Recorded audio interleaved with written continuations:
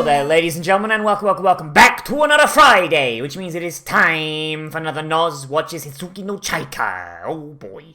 So, in our last episode, we discovered that the Dragoon lady is...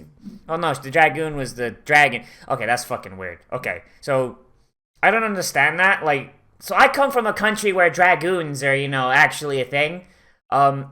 Dragoon usually refers to a soldier that takes inspiration from dragons, right? So, why is it that the dragon is being called the Dragoon? Hey, I've actually forgotten what they refer to Skoda as. I still think that's right. I don't know. I think I forgot to talk about that before. But yeah, no, that was really weird. But yeah. Yeah, but Skoda was not real, and the dragon was, and the dragon joined up with them, and now they have a big murder-death machine following them around that wants to murder Toru. But, she can't do that just yet, because, she's got to practice. So we got one of those happening. Oh boy, man, I like this show, but thinking back on it, this show is really dumb. Nobody here is a good person. Oh boy, but yeah, let's just see which group of bad people goes through and gets what they want, shall we? In 3, 2, 1, and go. Oh boy. But yeah, okay, so I think one of my favorite things about this show is that it does bug me that information that should be common knowledge is not relayed to us in some way. There's no perspective character who's getting shit, explained to them, this should be common knowledge.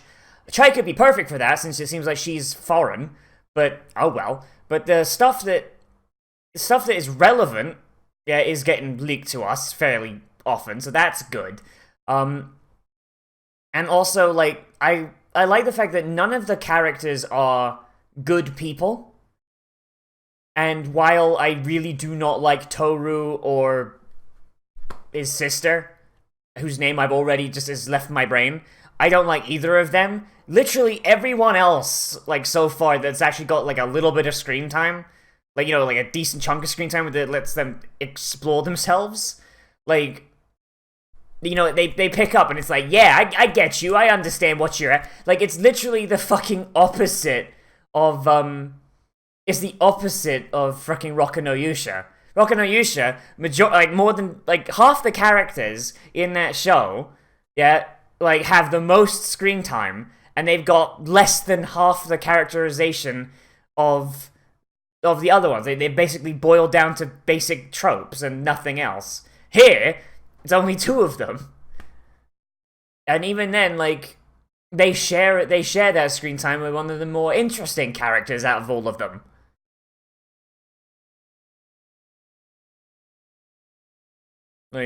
Chaika's a big dumb idiot, but her characterization is really good. I like her a lot.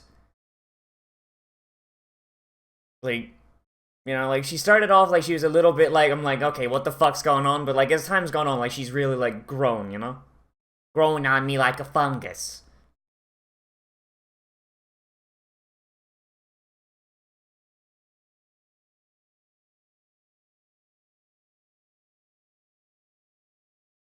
Oh, okay then.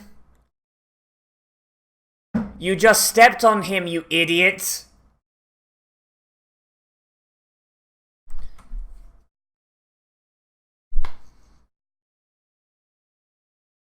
See, it's that kind of shit about Chaika that I really like. The fact that she's so naive, and she's slowly learning. She's actively learning about the world as she goes. Meanwhile, Toru is just I have no direction in life. I'm here to kill because Chaika told me to.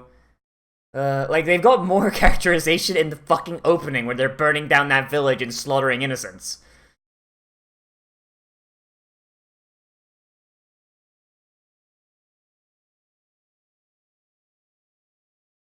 You just need practice. See, that's the kind of shit.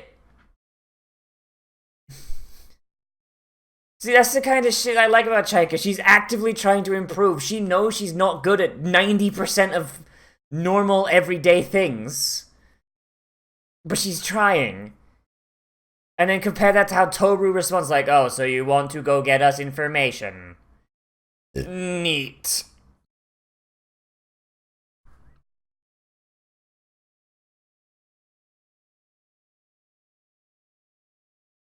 I don't think she could have fit in the room.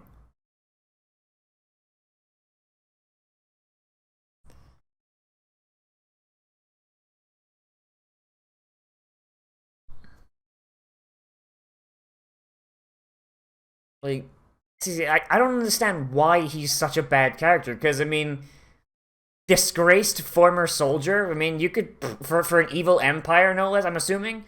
Like, seeing as, burning down villages is probably not a thing good people do. Like, you'd think that would make for really interesting characters, but there you go.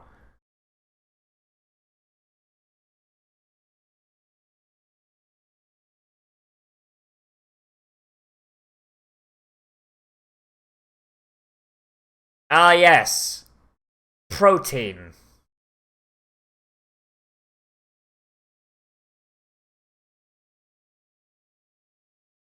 Ugh. Couldn't she have, hunted game? You know? Like a couple of rabbits? Maybe a deer? Wow, at least they got her eyebrows right. They got her eyebrows right, at least. Nothing much else.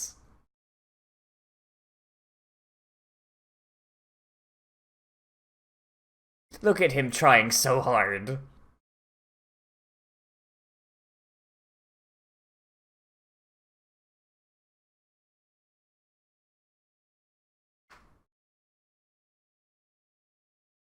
Like, look at this shit, though. Like, more of the fucking antagonists have characterization than half the fucking than half the fucking heroes. Jesus. Oh, heroes. Protagonists.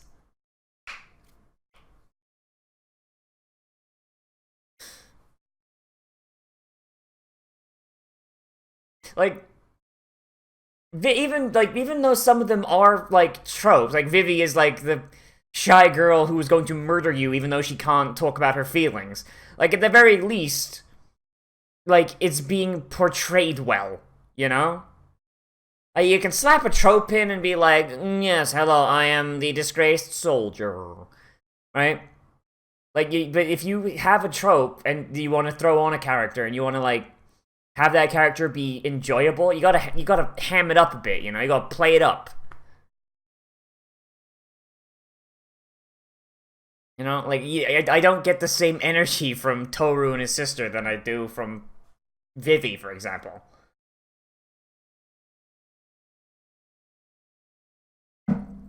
And before anyone says tropes are bad, no, tropes are good. That's why they get used. If tropes are bad, people wouldn't use them.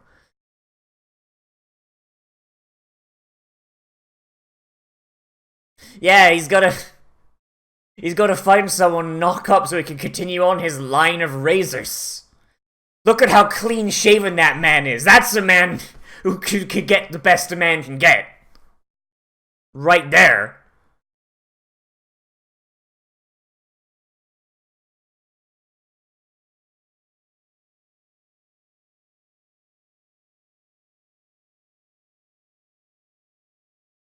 Yes, they notice her from a mile away from her freaking 5-story tall eyebrows.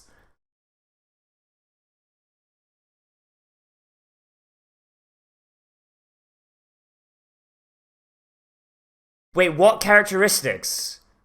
Is it that they had a cat? Is that the characteristic you're talking about? Jesus Christ. They really didn't rebuild anything after the war, did they? Holy shit. They didn't rebuild shit. Like, no, like just this bombed out piece of shit? Nah, but just leave that there. Everyone just moved to an existing town. Oh my god, dude.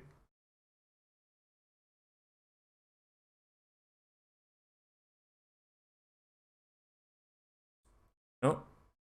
Who is you?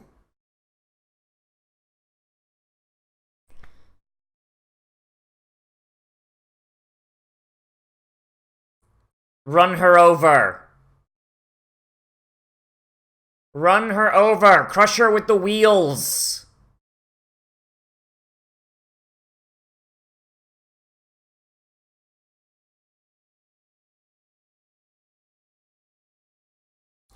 Seriously, like, I really feel like you could just, crush her with those wheels. I mean, they're big, heavy steel wheels.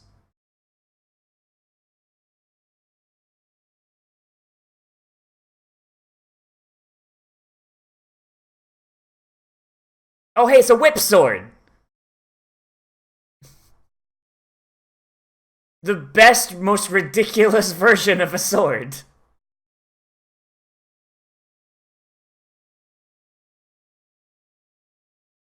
God, fuck it, it'd be shitty as a whip because you'd most likely hit yourself because the weight would be all fucked up, and you can't use it as a sword because there's literally hundreds of weak points in the blade. Oh, oh, wait,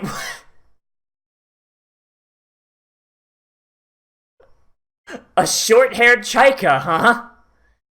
You mean an improvement? Short-haired girls, man. Just like, all right then.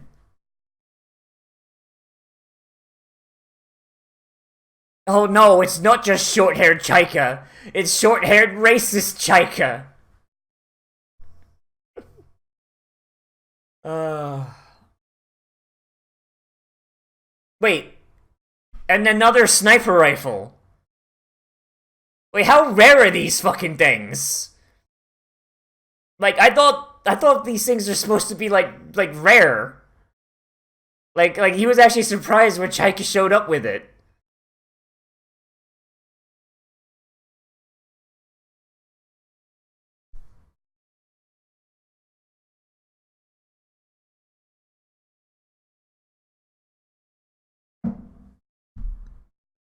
Oh hey, it's Gillette.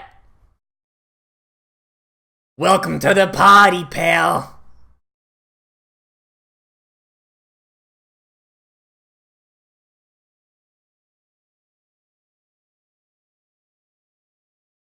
Well, at least they still have the corpse parts, right? So where's that Chaika's coffin? Like, did the guy from the first, did the like mythical being from the first episode like throw out just scatter a bunch of Chaikers to the wind and be like, yeah, eventually one of them will get the whole set, right?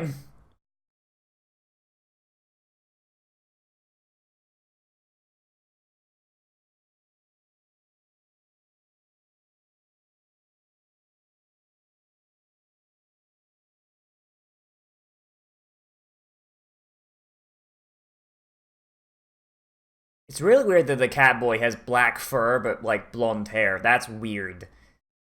Like you'd think like his hair color would affect his fur color, wouldn't you? Wow, she even speaks with the Dane Bramage that Chaika does. So is that just congenital? What? Oh my god, they're dead ass clones. And that scar though, like all the way around, like what did Chaika get beheaded or something?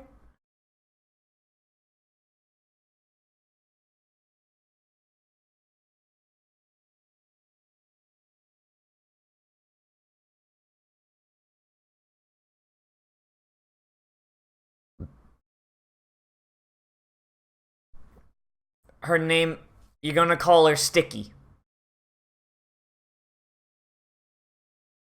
Also, where did like Frederica just we just gonna ignore the fact that Frederica ran off and they did nothing to like try and get her back?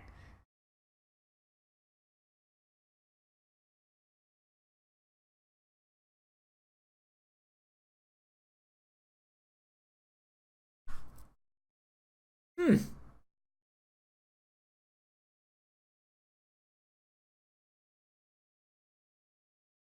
So is that Bodan? Is that a fake last name she's been going by, or?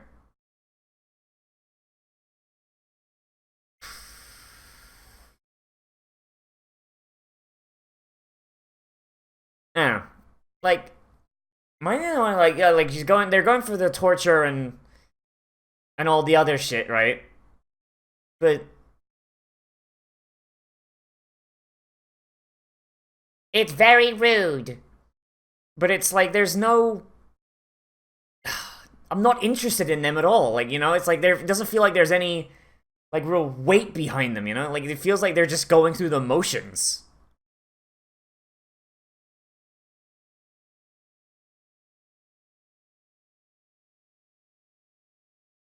Exceedingly rude. Why did the other Chaika get? Oh, because the other Chaika has a coffin too. Why is it that the other Chaika got more interesting companions? And why did she get a coffin on wheels? That's some bullshit. That's some fucking bullshit, man.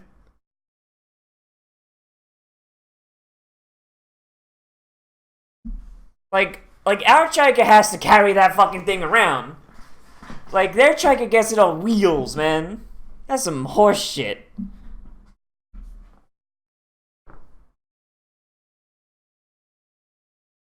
Oh wow. So hey, they've got the unique torture going. Oh boy, I certainly have never seen this before. Hmm.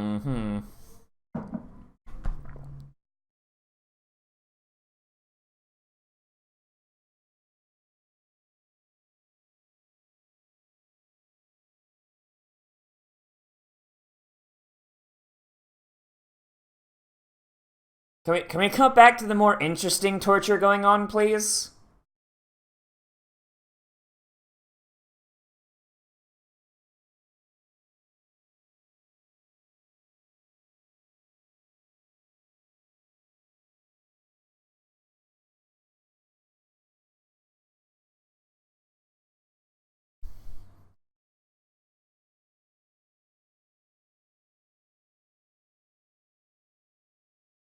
Poor alternate Chaika.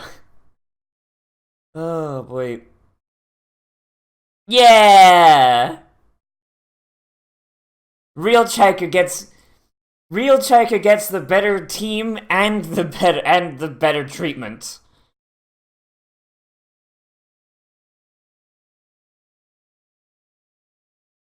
One's a giant bitch and the other one's a precious cinnamon roll. Why can't we switch?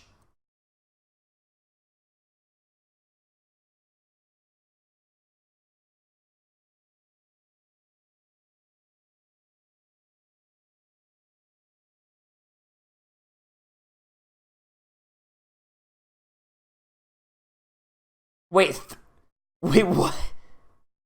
Wow, holy shit!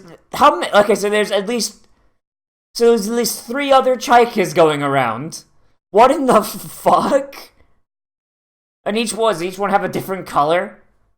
Are you gonna run into the blue Chaika next?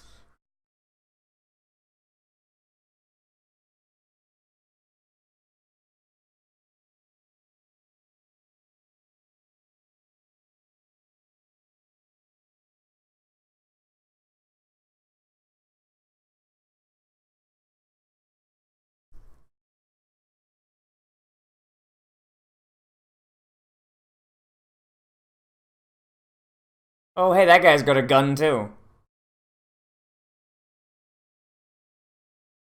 Okay, but his got a longer scope.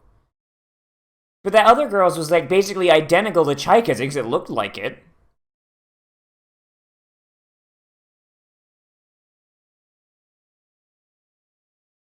Hmm.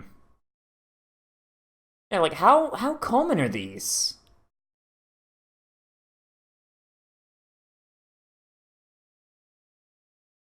Like, imagine like his looks different at least. So like, I mean that's fair enough. But like, how common are sniper rifle wands?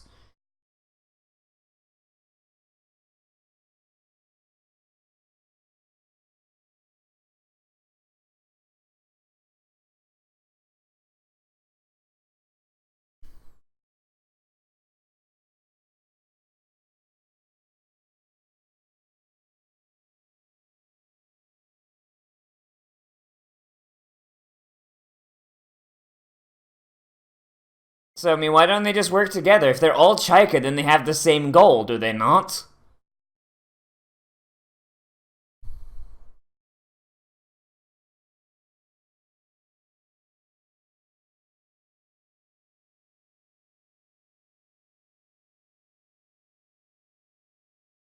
Oh, this is the evil Chaika!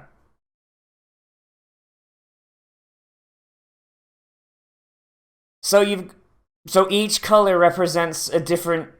Okay, so here's my thought right now. Chaika speaks like she's got brain damage because she's literally not a whole person. Like, so there's 5 total Chaikas based on what that guy said, right? So the white Chaika is innocence. The red Chaika is her anger.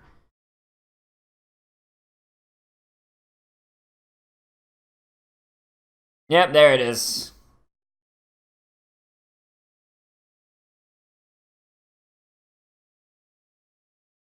So Chaika's been separated into at least 5 people. And each one got her back itches. Oh. And each Chaika represents an aspect of her personality. And the reason they can't talk properly and they act like they're really naive is because they're literally not whole people. They can't function properly because they only each contain one aspect of a person.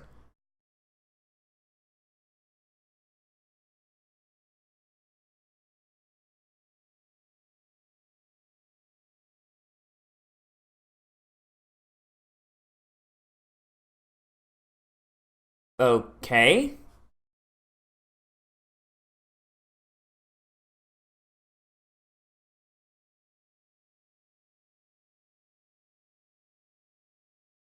What the fuck was that about? Or is she just being crazy again?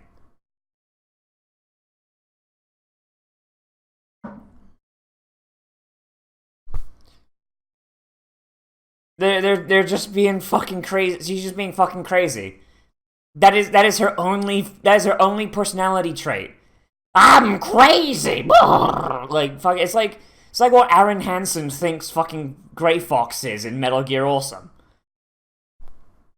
Wow, they let Chaika have her gun? Shit.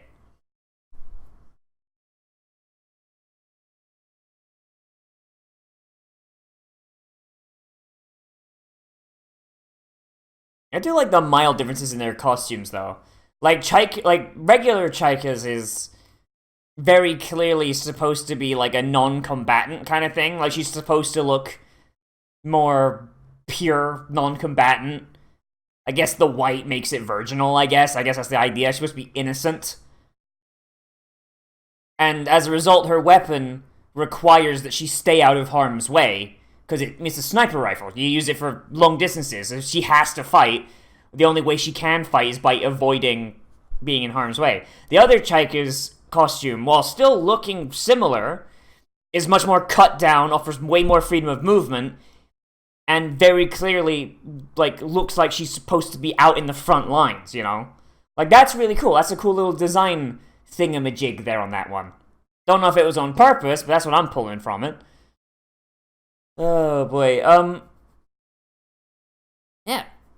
So what could the other Chaikas be? That's what I wonder. Like, so we've got white Chaika, which is innocence, red Chaika, which is rage. What, could you have, like, a blue Chaika that's just sad all the time? Like a blue Chaika that's sad that she allowed her father to die? She allowed everyone to betray him in the end? Like, maybe there's a green Chaika who was envious of her father's power, wants to take all the parts for her own benefit and grow to be as strong as him, maybe? Who knows? I mean, what...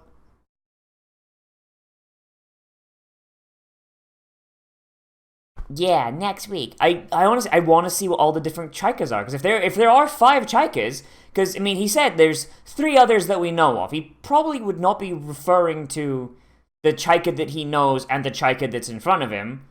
So I'm assuming that means 5. But shit, dude, you can get some fucking hype shit with that, man. You can get some real hype shit. Um, oh boy. So yeah, I mean, okay. So what am I thinking? One thing that does bug me a little bit is the fact that in the first episode, it was kind of made a point like that Chaika had a gundo, like specifically like a sniper rifle gundo, and it's like, wow, that's really big, rare. Wow, big, important. Wow, who the fuck are you?